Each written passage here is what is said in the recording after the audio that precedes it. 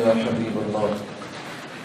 سامعین محترم و حاضرین گرامی، رمضان المبارک کے پہلے عشرے میں 8 ہجری کو اللہ تعالیٰ نے نبی مکرم صلی اللہ علیہ وسلم کو ایک عظیم فتح نصیب فرمائی، یعنی مکہ المکرمہ، جہاں سے رسول اللہ صلی اللہ علیہ وسلم رات کے اندھیرے میں مدینہ کی جانب ہجرت کر گئے تھے، وہی مکہ نبی علیہ الصلوۃ والتسلیم کے زیر حکومت آ گیا۔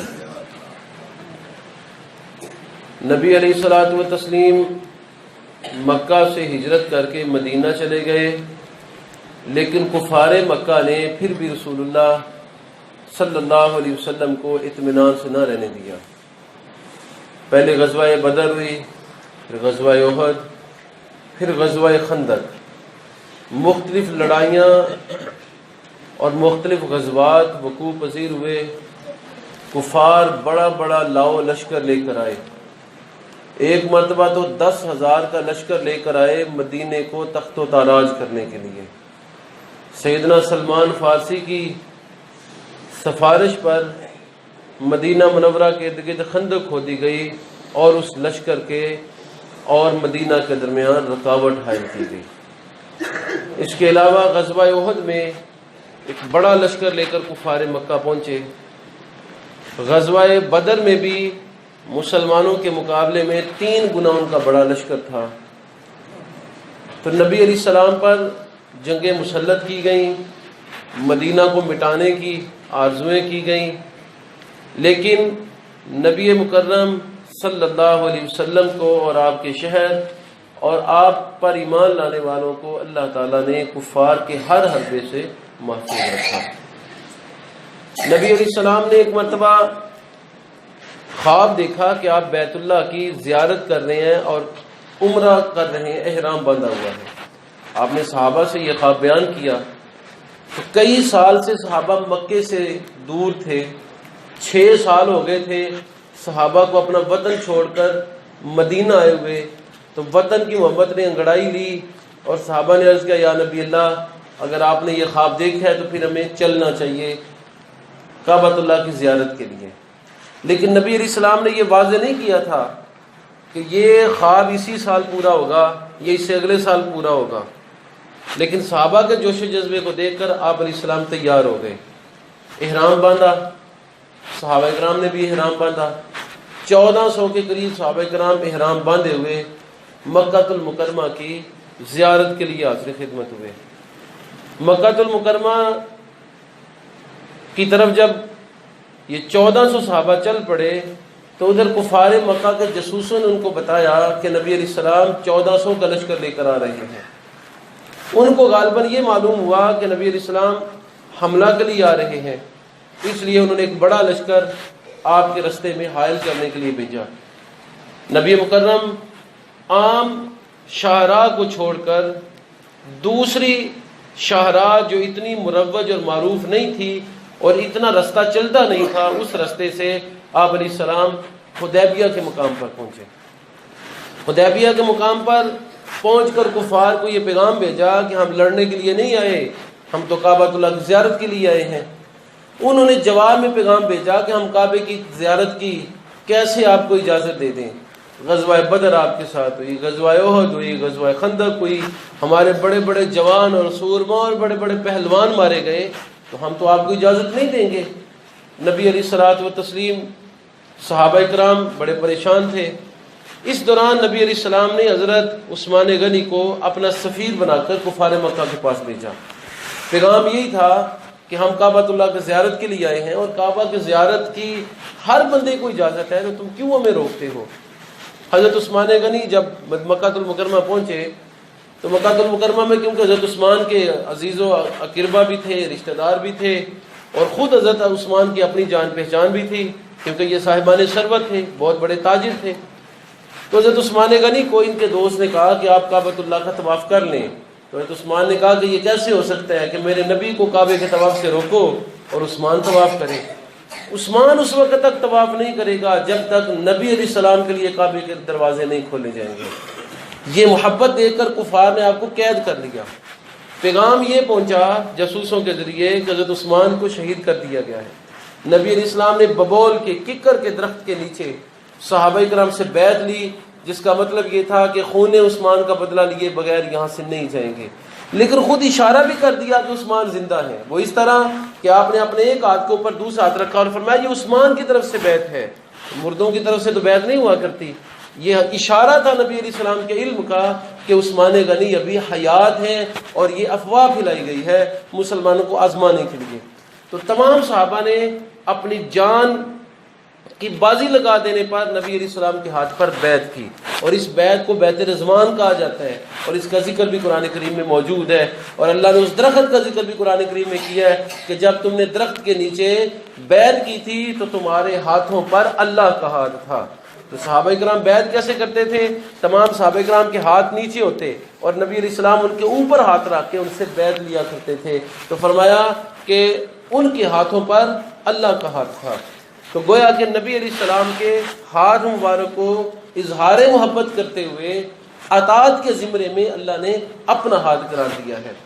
تو نبی علیہ السلام نے جب بیعت کی، کفار ڈر گئے کہ یہ مسلمان جو ہیں ان کے ساتھ ابھی مقابلہ ناممکن اور مشکل ہوگا، اس لیے حضرت عثمان کو آزاد کر دیا اور دوسری طرف سے اپنا سفیر بھیجا جس کا نام سہیل تھا. نبی علیہ السلام نے فرمایا سہیل ہے تو کام ضرور سہل ہو جائے گا. سہل کہتے ہیں آسان ہونے کو. تو آپ نے ان کے نام سے یہ شگون لیا کہ کام آسان ہو جائے گا. اور واقعی مسلمانوں کے مذاکرات کفار کے ساتھ اس دوران ہو گئے. مذاکرات میں یہ تھا کہ اس سال مسلمان واپس چلے گئے، مکے کے دروازے ان کے لیے نہیں کھلیں گے. دوسرے معاہدے میں دوسری بات یہ تھی کہ 10 سال تک جنگ بندی رہے گی. تیسری بات یہ تھی کہ کوئی بھی مکے کا رہنے والا مسلمان ہو کے مدینے نہیں جائے گا، مدینے والا مسلمان مکے ضرور آ سکتا ہے. وجہ یہ تھی کہ مکہ آہستہ آہستہ خالی ہو رہا تھا اور سارے مہاجرین مکے کو چھوڑ کے مدینے جا چکے تھے. مکے کی تجارت، مکے کی آبادی بہت زیادہ متاثر ہوئی تھی. تو کہا کہ کوئی بھی مکے کا آدمی مسلمان ہو کے مدینے نہیں جائے گا، نبی علیہ السلام انہیں پناہ نہیں دیں گے. آپ نے یہ شرط بھی قبول کر لی. ایک شرط یہ بھی تھی کہ آئندہ سال آئیں گے، صرف 3 دن مکے رہنے کی اجازت ہوگی، صرف ایک تلوار ہوگی ہر مجاہد کے پاس اور وہ بھی نیام کے اندر ہوگی، کسی قسم کا اسلحہ لے کے آنے کی اجازت نہیں ہوگی. اور بھی شرائط تھی لیکن یہ بنیادی شرائط تھی. نبی علیہ السلام نے یہ قبول کر لیں. حضرت علی المرتضیٰ نے معاہدہ لکھا کہ یہ معاہدہ محمد رسول اللہ صلی اللہ علیہ وسلم اور مکے کے رئیسوں کے درمیان ہوا ہے. انہوں نے کہا کہ محمد رسول اللہ کے الفاظ مٹاؤ، اگر انہیں ہم رسول اللہ سمجھتے تو پھر ہم ان سے لڑتے کیوں؟ ہم تو انہیں رسول اللہ سمجھتے نہیں ہیں. حضرت علی سے آپ نے فرمایا علی یہ الفاظ مٹا دو. عرض کیا یا نبی اللہ اگرچہ آپ فرما رہے ہیں لیکن میرا ایمان اجازت نہیں دیتا کہ میں محمد رسول اللہ کے الفاظ مٹا دوں. پھر نبی علیہ السلام نے خود وہ کاغذ قلم پکڑا، وہ چمڑا پکڑا اور آپ نے خود الفاظ مٹا کر فرمایا لکھا کہ یہ معاہدہ محمد صلی اللہ علیہ وسلم اور مکے کے رئیسوں کے درمیان ہوا ہے. تو حضرت علی المرتضیٰ کی اظہار محبت اور ایمان کی مضبوطی یہ تھی. عرض کیا یا نبی اللہ اگرچہ حکم آپ ہی دے رہے ہیں لیکن میں آپ کے نام کے ساتھ رسول اللہ کا لفظ نہیں مٹا سکتا کیونکہ میں آپ کو اللہ کا سچا رسول اور نبی تسلیم کرتا ہوں. تو یہ معاہدہ کفار کے درمیان ہوا. مسلمان بڑے پریشان تھے کہ مسلمانوں کو گویا کہ ظاہری طور پہ شکست کا سامنا تھا، لیکن اگر اس کو ایک خاص تناظر میں دیکھیں تو مسلمانوں کو فتح ہی نصیب ہوئی تھی. اسی لیے اللہ نے اس دوران سورہ فتح نازل کی اور اس میں فرمایا کہ آپ کو فتح مبین کی بشارت ہو. فتح کیا تھی کہ اس سے پہلے مسلمانوں کو کبھی بھی کفار نے اپنے جوڑ کا نہیں سمجھا تھا. اب کفار نے اپنے جوڑ کا سمجھ لیا کیونکہ مذاکرات اور معاہدہ جوڑ والے کے ساتھ ہوتا ہے. دوسری بات یہ کہ مسلمانوں کے لیے آئندہ مکہ المکرمہ کا راستہ کھل گیا تھا. اور تیسرا فائدہ مسلمانوں کو یہ ہوا کہ مکے کے جو مسلمان تھے وہ مدینے نہیں جا سکتے تھے، اس لیے وہ مکے رہ کر ہی تبلیغ و ترویج کرتے اور مسلمانوں کا بھی مکہ میں آنا جانا جو ہے اس کی اجازت مل گئی. یوں مسلمانوں کو گویا کہ اشاعت اسلام کے بہت سارے مواقع ملنے لگے. اب یہاں پر اجازت یہ تھی کہ ہر قبیلے کو اجازت ہے کہ وہ جس دونوں فریقوں میں سے جس فریق کے ساتھ چاہے وہ مذاکرات کر کے اس کا ساتھ اپنا سکتا ہے. گویا کہ 2 ریاستیں وقوع پذیر ہو گئیں، ایک ریاست مکہ اور دوسری ریاست مدینہ. اب جو قبیلہ چاہے ریاست مکہ کے ساتھ تعاون کرے، جو قبیلہ چاہے ریاست مدینہ کے ساتھ تعاون کرے. اب مکے کی ریاست کے ساتھ مکہ المکرمہ میں رہنے والا قبیلہ بنو بکر شامل ہو گیا اور مدینہ کی ریاست کے تائید میں بنو خزاعہ شامل ہو گئے۔ اب بنو بکر اور بنو خزاعہ کئی سال سے آپس میں حالت جنگ میں تھے۔ بنو خزاعہ جب مسلمانوں کا ساتھ انہوں نے دیا تو بنو بکر کے ساتھ یہ کیونکہ معاہدہ ہو گیا تھا کہ 10 سال تک جنگ بندی ہوگی اور دونوں فریقین کے آگے جن کے ساتھ معاہدے ہوئے ہیں اور جو قبائل ان کی حریف ہیں ان قبائل کو بھی اس معاہدے کی پابندی کرنی پڑے گی، تو بنو بکر نے اس معاہدے کی پابندی نہ کی اور بنو خزاعہ پر چڑھائی کر دی، ان کی عورتوں کو، بچوں کو، بوڑھوں کو، جوانوں کو قتل کر دیا، حتیٰ کہ وہ مکہ میں آ گئے کعبۃ اللہ میں، اور کعبۃ اللہ میں بھی انہیں نہ بخشا، یہاں پر بھی ان کا خون بہایا، کعبۃ اللہ کے در و دیوار جو ہے وہ خون سے رنگ دیے گئے۔ مکے کے کافروں نے بنو بکر کو نہیں روکا کہ ہمارا معاہدہ ہو چکا ہے، تم کیوں ان مسلمانوں کے حلیفوں کو قتل کرتے ہو، بلکہ ان کا ساتھ دیا۔ اب نبی علیہ السلام وضو کر رہے تھے، حضرت ام سلمہ کہتی ہیں کہ آپ نے وضو کرتے فرمایا لبیک لبیک لبیک، میں نے عرض کیا یا نبی اللہ معاملہ کیا ہے؟ تو آپ نے فرمایا کہ بنو بکر نے بنو خزاعہ پر ظلم کیا ہے اور بنو خزاعہ کے لوگوں نے مجھے پکارا ہے مدد کے لیے، تو میں نے ان کو کہا ہے کہ میں تمہاری مدد کے لیے موجود ہوں۔ اسی دوران نبی علیہ السلام نے ایک خط لکھا، خط لکھتے ہی بنو خزاعہ کا لٹا پٹا قافلہ چند افراد کا نبی علیہ السلام کی بارگاہ میں حاضر ہو گیا، اپنی دردناک داستان سنائی کہ 10 سال کا معاہدہ ہوا تھا کہ جنگ نہیں ہوگی، تو قریش مکہ نے بنو بکر کا ساتھ دیا اور بنو بکر نے ہمارا قتل عام کیا ہے، حتیٰ کہ کعبۃ اللہ میں بھی ہم نے اگر پناہ لی تو ہمیں وہاں پر بھی نہیں چھوڑا۔ نبی علیہ السلام نے ایک خط لکھا کہ معاہدہ صلح حدیبیہ پاسداری کرو، 10 سال تک جنگ بندی ہوئی تھی، بنو بکر کا ساتھ چھوڑ دو، ہم ان سے خود نمٹ لیتے ہیں۔ اگر یہ قبول نہیں ہے تو بنو خزاعہ کے جو لوگ شہید ہوئے، قتل ہوئے ہیں، ان کا خون بہا دیا جائے، ہر آدمی کا خون بہا ہے 100۔ اگر یہ بھی قبول نہیں ہے تو پھر سمجھا جائے گا کہ صلح نامہ حدیبیہ ختم ہو گیا۔ اب قریش مکہ کی مجلس میں جب یہ خط پہنچا تو ایک جوشیلے آدمی نے اٹھ کے کہا کہ معاہدہ حدیبیہ ختم ہو گیا، ہمیں قبول نہیں ہے، ہم معاہدہ حدیبیہ کو ختم کرتے ہیں، ہم بنو بکر کو بھی مسلمانوں کے حوالے نہیں کریں گے اور خون بہا بھی نہیں دیں گے، اتنے لوگوں کا اتنے اونٹ اتنی دولت کہاں سے لائیں۔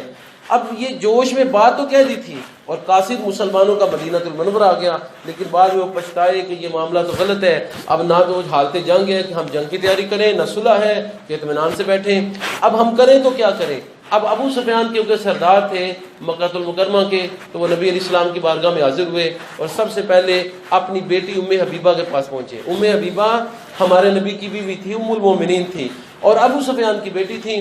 تو نبی علیہ السلام کہ گھر میں جب ابو سفیان حاضر خدمت ہوئے تو نبی علیہ السلام کی بیٹی نے، یعنی نبی علیہ السلام کی زوجہ نے ابو سفیان کی بیٹی نے ان کے لیے ایک چارپائی بیٹھنے کے لیے بچھائی، تو انہوں نے بستر جو پڑا ہوا تھا اس کو بھی جو لپیٹا ہوا تھا اس کو بچھا لیا اور خود اوپر بیٹھنے لگے، لیکن ام حبیبہ نے فوراً بستر کو پلٹ دیا، کہا اچھا بیٹا یہ بستر میرے لائق نہیں ہے کیونکہ میں مکے کا رئیس ہوں۔ کہا نہیں، ایسی بات نہیں ہے، بلکہ آپ اس بستر کے لائق نہیں ہیں کیونکہ یہ بستر خاتم المرسلین صلی اللہ علیہ وسلم کا ہے اور کسی کافر کو اجازت نہیں ہے کہ وہ نبی علیہ السلام کے بستر پر بیٹھے۔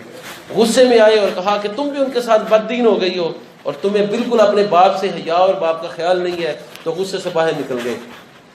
اب مسجد نبوی میں گئے، وہاں پر صحابہ کرام سے ملاقاتیں کی، لیکن کسی بھی صحابی نے نبی علیہ السلام کی بارگاہ میں سفارشی بننا قبول نہ کیا، حتیٰ کہ حضرت علی کے گھر گئے اور جا کے سیدہ فاطمہ سے کہا ابو سفیان نے کہ اگر آج حسن بن علی میرے اور نبی علیہ السلام کے درمیان صلح کروا دیں تو حسن کا نام تاریخ عرب میں ہمیشہ زندہ رہے گا۔ تو سیدہ فاطمہ نے کہا کہ میرے بچے چھوٹے ہیں اور ہم میں سے کسی کو اجازت نہیں ہے کہ نبی علیہ السلام کے معاملات میں دخل اندازی کریں۔ حضرت علی نے مشورہ دیا ابو سفیان یوں کرو، مسجد میں جاؤ اور مسجد میں جا کے کھڑے ہو کے کہو کہ ہم صلح حدیبیہ کی تجدید چاہتے ہیں، ہم نے صلح حدیبیہ ختم کر دیا تھا، اس کی تجدید چاہتے ہیں، مسلمان ضرور تمہیں کوئی نہ کوئی جواب دیں گے۔ اب ابو سفیان گئے اور مسجد نبوی میں یہ اعلان کیا، لیکن کسی مسلمان نے جواب نہیں دیا کیونکہ نبی علیہ السلام کی طرف سے اجازت ہی نہیں تھی۔ اب ابو سفیان کو معلوم ہوا کہ میں نے خود اقرار کیا ہے کہ حدیبیہ کا معاہدہ ختم ہو گیا، میں اس کی تجدید کرنے آیا ہوں، اور تجدید تو مسلمانوں نے کی نہیں، اس کا مطلب یہ ہے کہ معاہدہ ختم ہو گیا۔ اب وہ بڑے پریشان ہوئے اور مکہ المکرمہ آئے اور آ کر کہنے لگے نہ جنگ ہے کہ جنگ کی تیاری کریں، نہ صلح ہے کہ اطمینان سے بیٹھے، اب کیا کریں۔ اس کے ساتھ ہی نبی علیہ السلام نے بہت بڑا لشکر تیار فرمایا، 10,000 کا لشکر تقریباً، اور یہ 10,000 کا لشکر مکہ المکرمہ پر حملہ کے لیے تھا۔ اسی دوران حاتب ابن ابی بلتا نامی صحابی نے ایک خط لکھا کفار مکہ کے نام، جس کا مضمون یہ تھا کہ ہو سکتا ہے نبی علیہ السلام تم پہ حملہ کریں، اس لیے چوکنے ہو جاؤ۔ نبی علیہ السلام نے حضرت علی کو بلایا اور فرمایا، ایک اور صحابی کو بھی ساتھ بلایا، فرمایا فلاں جگہ پر جاؤ، فلاں باغ میں ایک عورت ہے اور اس کے پاس ایک خط ہے، وہ خط لے کر میرے پاس آؤ۔ حضرت علی ماں اس صحابی کے وہاں پر پہنچے اور اس عورت سے کہا خط دو۔ اس نے کہا میرے پاس تو کوئی خط نہیں ہے۔ کہا کہ اگر نہ دو گے تو تمہاری جامہ تلاشی لیں گے، تاکہ اس نے اپنے بالوں سے وہ خط نکال کے دیا۔ نبی علیہ السلام کی بارگاہ میں وہ خط لایا گیا، آپ علیہ السلام نے اس خط کو پڑھا تو وہ حاتب ابن ابی بلتا کی طرف سے تھا، یہ بدر میں شریک ہونے والے صحابہ میں سے تھے۔ تو آپ نے حاتب کو بلایا، فرمایا یہ خط تو نے لکھا ہے؟ عرض کیا یا نبی اللہ میں نے لکھا ہے۔ فرمایا کس مقصد کے لیے لکھا ہے؟ تم ہماری جاسوسی کرتے ہو؟ عرض کیا یا نبی اللہ جاسوسی مقصد نہیں ہے، مقصد یہ تھا کہ میرا بہت بڑا کنبہ ہے جو مکہ میں ہے اور مکے والے ان پر بڑا ظلم کرتے ہیں، تو میں نے چاہا کہ ان کی تھوڑی سی مدد کر دوں تاکہ وہ میرے قبیلے کے ساتھ حسن سلوک کریں اور ان کا کھانا پینا اور ضروریات پوری کریں، ان پر ظلم و ستم نہ کریں۔ نبی علیہ السلام نے فرمایا تو نے بالکل سچ کہا ہے۔ حضرت عمر بڑے جوش اور جذبے میں تھے، عرض کیا یا نبی اللہ مجھے تلوار چلانے کی اجازت دیں کہ اس منافق کی گردن کو اتار پھینکوں۔ آپ نے فرمایا اے عمر یہ منافق نہیں ہے، کیونکہ یہ بدر میں شریک ہوا ہے اور بدر والوں کے ایمان کو اللہ نے آزما لیا ہے، اور ان کے بارے میں اللہ نے فرمایا کہ جو مرضی عمل کرو میں نے تمہارے لیے جنت لکھ دی ہے۔ تو فرمایا کہ یہ مومن ہی ہے اور جنتی ہی ہے، بہرحال اس سے یہ غلطی ہوئی ہے۔ حضرت حاتب ابن ابی بلتا کی غلطی کو نبی علیہ السلام نے معاف فرما دیا۔ 10,000 کا لشکر لے کر نبی علیہ السلام مکہ المکرمہ روانہ ہونا چاہتے تھے، لیکن کسی صحابی کو بنت بھی نہیں تھی کہ یہ لشکر جائے گا تو کہاں جائے گا، رومیوں کے خلاف جائے گا تبوک کی سرحد پر، یا شامیوں کے خلاف جائے گا موتا کی سرحد پر، یا مکہ المکرمہ میں جائے گا۔ کسی بھی صحابی کو علم نہیں تھا، حتیٰ کہ حضرت عائشہ صدیقہ ایک مرتبہ دیکھا سیدنا ابوبکر نے کہ وہ کھانا یعنی اناج تیار کر رہی ہیں، اس کی صفائی کر رہی ہیں، تو پوچھا عائشہ یہ لشکر نبی علیہ السلام کہاں پہ لے جانا چاہتے ہیں؟ انہوں نے تمہیں اناج تیار کرنے کا بھی حکم دیا ہے۔ عرض کیا ابا جان مجھے نبی علیہ السلام ہر معاملہ بتا دیتے ہیں، لیکن یہ معاملہ نہ آپ کو بتایا اور نہ مجھے بتایا ہے۔ تو اس سے مراد یہ ہے کہ نبی علیہ السلام جب کوئی اہم کام کرنا چاہتے تھے تو آپ علیہ السلام عام لوگوں کو اس کی اطلاع نہیں دیتے تھے، اس کام کو چھپائے رکھتے تھے۔ تو نبی علیہ السلام نے 10,000 کا لشکر تیار کیا، عین وقت واضح کر دیا کہ ہم مکہ المکرمہ پر حملہ آور ہوں گے۔ مکہ المکرمہ کے قریب جب گئے اور بے شمار ہر صحابی کو کم یہ تھا کہ شمع جلائیں، یعنی لکڑی لیں، اس کے اوپر کپڑا باندھیں، اوپر تیل چھڑکاؤ کر کے اس کو جلائیں تاکہ دور سے معلوم ہو کہ بہت بڑا لشکر مکہ المکرمہ پر حملہ آور ہوا ہے۔ 10,000 صحابہ تھے اور ہر صحابی کے ہاتھ میں آگ کا ایک گٹھا تھا، اور اتنی شمع جلی کہ مکے والے مکے میں پریشان ہو گئے، ارد گرد کی شمعوں کی روشنی مکہ المکرمہ تک پہنچتی تھی۔ اسی دوران حضرت عباس بن عبد المطلب نبی علیہ السلام کے چچا ہجرت کر کے مکہ سے مدینہ جا رہے تھے، رستے میں نبی علیہ السلام سے ملاقات ہوئی تو آپ نے فرمایا کہ آپ ہجرت کی، تمہیں ضرورت نہیں ہے، تو ابھی مکے میں ہی رہو، ہمارے ساتھ مکہ سے مدینہ جانا۔ حضرت عباس جب واپس آ رہے تھے تو ابو سفیان کو دیکھا کہ مکے میں بہت پریشان ہے، تو کہا کیا معاملہ ہے؟ کہا یہ دیکھیں اتنی شمع ہے، اور پتہ نہیں رومیوں نے حملہ کر دیا ہے یا کسی اور قبیلے نے حملہ کر دیا ہے۔ کہا کہ نہ رومیوں نے حملہ کیا نہ کسی اور قبیلے نے، یہ نبی علیہ السلام کا لشکر ہے، اور آؤ تمہیں آپ کے پاس لے کر جاتا ہوں، اگر آج بچنا چاہتے ہو تو میرے ساتھ چلو۔ حتیٰ کہ سواری پر سوار کیا۔ جب بھی کسی گروہ سے گزرتے تو وہ کہتے ہیں کہ یہ کس کی سواری ہے اور اس کے اوپر سوار کون ہے؟ تو کہا جاتا ہے یہ نبی علیہ السلام کے چچا کی سواری ہے اور وہ اس کے اوپر سوار ہے۔ اس لیے ابو سفیان پر کسی نے جو ہے وہ نظر نہ دوڑائی، حتیٰ کہ حضرت عمر فاروق کے پاس جب یہ سواری گزری تو حضرت عمر فاروق ابو سفیان سے پہلے نبی علیہ السلام کی بارگاہ میں پہنچنا چاہتے تھے تاکہ قتل کی اجازت لے لیں، لیکن حضرت عباس بن عبد المطلب اپنے سواری کو دوڑا کر پہلے نبی علیہ السلام کی بارگاہ میں پہنچ گئے اور جا کر ابو سفیان کے اوپر سے چادر اتاری اور نبی علیہ السلام کے سامنے حاضر کر دیا۔ نبی مکرم کی بارگاہ میں انہوں نے معذرت کی اور رسول اللہ نے ان کی معذرت کو قبول کر لیا، اور اس وقت آپ نے فرمایا کیا تو مجھے سچا نبی تسلیم نہیں کرتا؟ وہ ہچکچا رہے تھے، لیکن حضرت عباس نے ہاتھ دبایا اور کہا کہ اگر جان بخشی چاہتے ہو تو قبول کر لو، حتیٰ کہ انہوں نے سچے دل سے ایمان قبول کر لیا۔ تو یہ ان کے ایمان کی قبولیت کا واقعہ تھا۔ نبی علیہ السلام نے اس وقت اعلان کیا جو کعبۃ اللہ میں پناہ لے گا اس سے بھی پناہ ہے، جو ابو سفیان کے گھر میں پناہ لے گا میرے سابقہ دشمن کے گھر میں اس سے بھی پناہ ہے، اور جو اپنے گھر کا دروازہ بند کر لے گا اس سے بھی پناہ ہے۔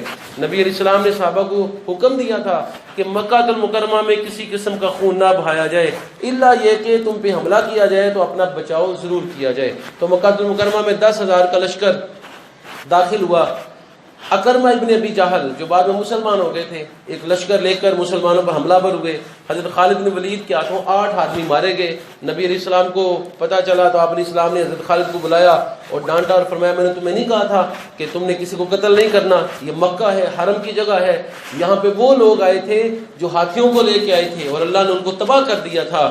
ہمارا لشکر ہے کہ اللہ نے بحفاظت اسے مکے میں آنے دیا ہے، اور یہ مکہ حرم ہے، یہاں لڑائی منع ہے، سوائے میرے کسی کے لیے یہاں لڑائی جائز نہیں ہوئی، اور میرے لیے بھی دن کی ایک گھڑی صرف لڑائی جائز ہوئی ہے تاکہ میں اس مکے پر قبضہ کروں اور اس مکہ المکرمہ میں اللہ کے قانون کو نافذ کروں۔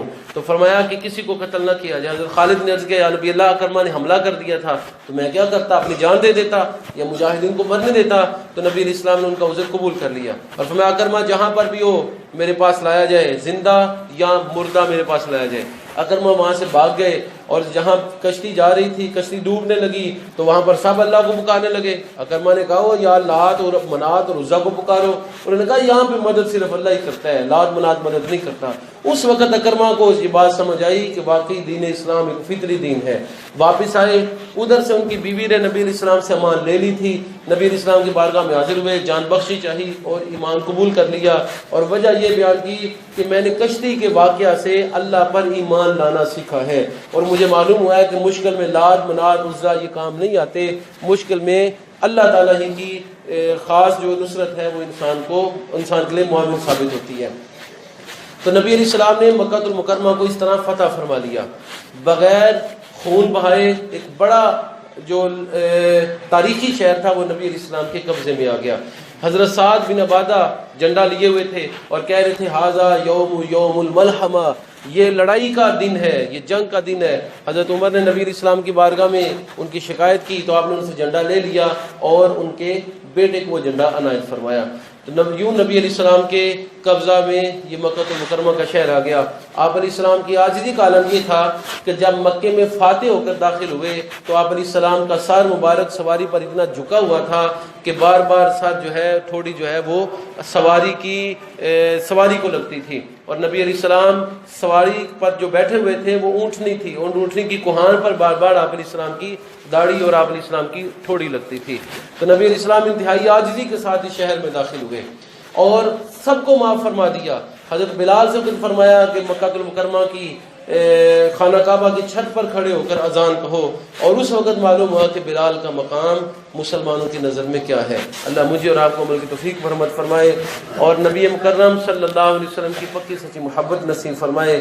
مکہ المکرمہ کی فتح میں شہید ہونے والے صحابہ کرام کے درجات کو بلند فرمائے، ہمیں جذبہ جہاد نصیب فرمائے۔ وآخر دعوانا